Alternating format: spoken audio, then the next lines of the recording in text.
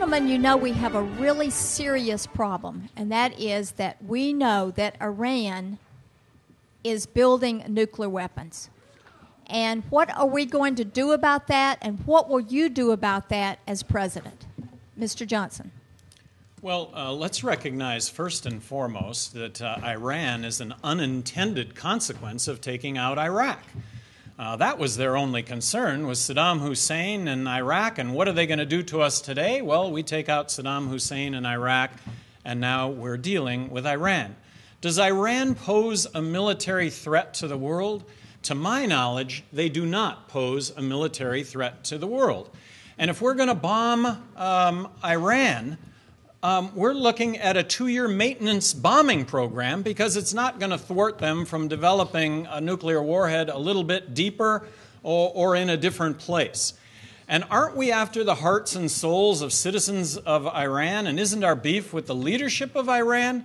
What's going to happen when we bomb Iran? Aren't we going to make 100 million enemies that perhaps we would not have made otherwise? As President of the United States, I would urge Israel to not bomb Iran.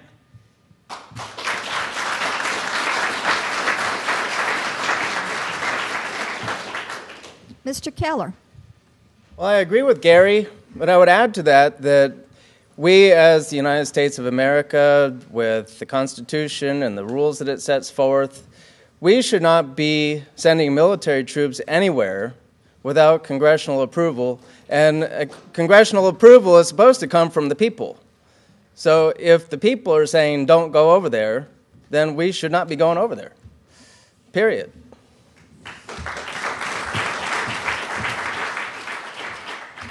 Mr. Wright. Well, I got to tell you, it troubles me greatly that we have a sitting president right now who was given the honor of being bestowed with the Nobel Peace Prize. Since he was given that great honor, he's proceeded to bomb 6 countries. And we're thinking about doing it again. The best way to stop a war is don't start it in the first place. Because once it gets started, you can't get it stopped.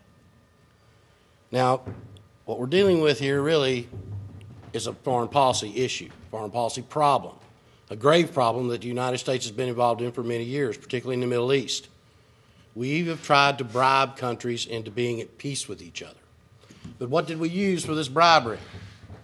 Munitions and subsidies, guns and money. And it didn't occur to someone that we might become an incentive by using these things as our bribery for the warfare to continue, because nobody wants the money or the guns to stop. Best way to stop a war is don't start one in the first place.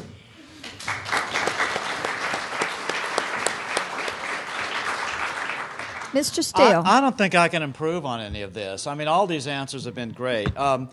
Other than to say that if we get out of Asia, then I think something happens that maybe nobody's counting on that works to our benefit, and that's there's a natural antagonism between Russia and China.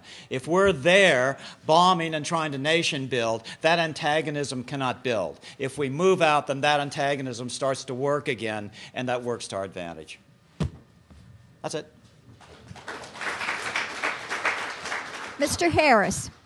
As a 20-year career Army officer, I think I can speak to the American people with much viability and credibility on this issue that a interventionist foreign policy has made us weaker. It has not made us stronger.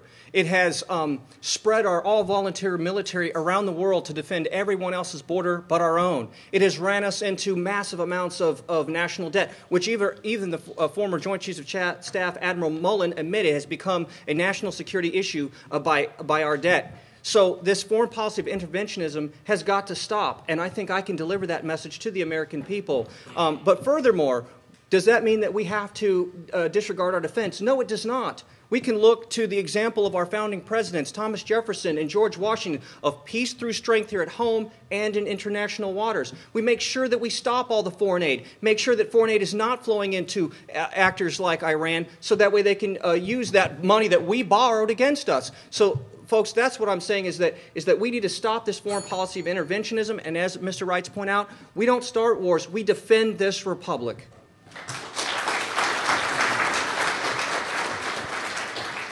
Mr. Pearson. War is just another way of talking about the military-industrial complex.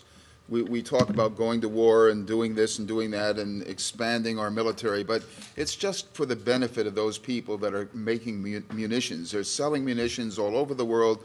They're expanding. They're making a huge fortune. They're taking it away from us, the people. The principle is no more war. So don't even start talking about what war would you enter into. You don't. You defend yourself vigorously, but don't go starting any wars.